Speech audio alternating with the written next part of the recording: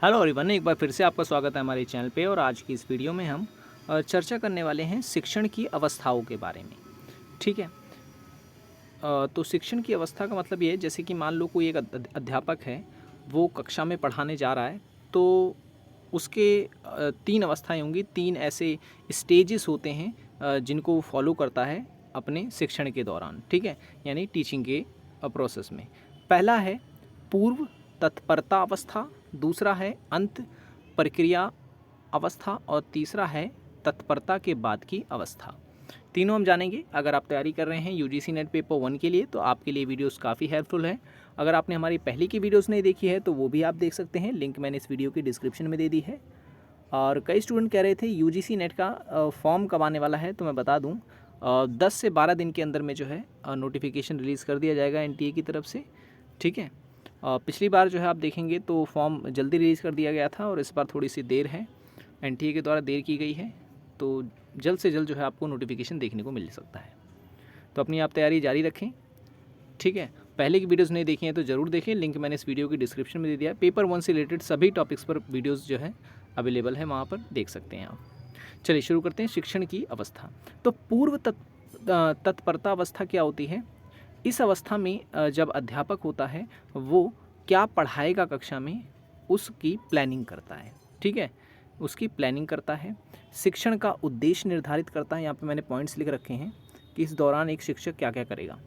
ठीक है, सबसे पहले वो शिक्षण का उद्देश्य निर्धारित करेगा, दूसरा पाठ्यक्रम निर्धारित करेगा, तीसरा शिक्षण विधि का नियोजन करेगा, प्रस्तुतिकरण क्रमबद्धता को तय करेगा और मूल्यांकन पद्धति निर्धारित करेगा। ठीक है, तो ये चार ऐसे कार्य हैं जो वो पूर्व तत्परता की अवस्था में करेगा। ये आपको याद होने चाहिए। यहाँ से घुमा घुमा के क्वेश्चंस जो है पूछे जाते हैं। मैच द फॉलोइंग में दे देता है, तो कभी जो है अभिकथन में दे दिया जाता है, या फिर डायरेक्ट स्टेटमेंट में भी क्वेश्चंस पूछे जाते हैं यहाँ से। ठीक है, तो ये तो हो गया हमारी पूर्व तत्परता अवस्था, यानी इसमें अध्यापक जो है कक्षा में जाने से पूर्व जो तैयारी करता है उसके बारे में हमें बताना है। दूसरी आती है अंत प्रक्रिया अवस्था। अंत प्रक्रिया अवस्था मतलब ये कि अब जब अध्यापक है कक्षा में पहुंच जाता है, तब वो क्या करता है। ठीक है, तो इस अवस्था में शिक्षक व विद्यार्थी के मध्य संप्रेषित या संप्रेषण प्रारंभ होता है। ठीक है, तो इसमें कौन कौन से कार्य होते हैं? तो इसमें विद्यार्थियों का की जो समस्या वगैरह होती है उसका निदान किया जाता है, क्रिया प्रतिक्रिया होती है, प्रस्तुतिकरण होता है और प्रयोग होता है। ठीक है, तो ये सभी कार्य जो होते हैं वो अंत प्रक्रिया अवस्था में होते हैं।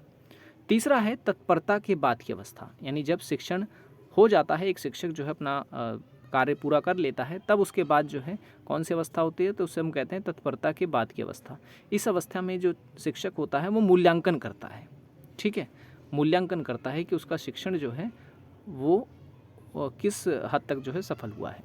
तो इसमें क्या क्या कार्य किया जाता है ये आपको याद रखना है। शिक्षण उद्देश्यों की प्राप्ति तय की जाती है। दूसरा, मूल्यांकन विधि का प्रयोग किया जाता है। शिक्षण द्वारा व्यवहार में परिवर्तन की जांच की जाती है। मूल्यांकन के आधार पर शिक्षण की विभिन्न क्रियाओं के संदर्भ में निर्णय लिया जाता है। तो ये सब कार्य जो होते हैं वो तत्परता के बाद की अवस्था में किए जाते हैं। यहाँ से क्वेश्चंस बार बार बनते हैं, तो इसलिए ये टॉपिक काफ़ी इंपॉर्टेंट हो जाता है। वीडियो पसंद आई तो लाइक ज़रूर कर देना।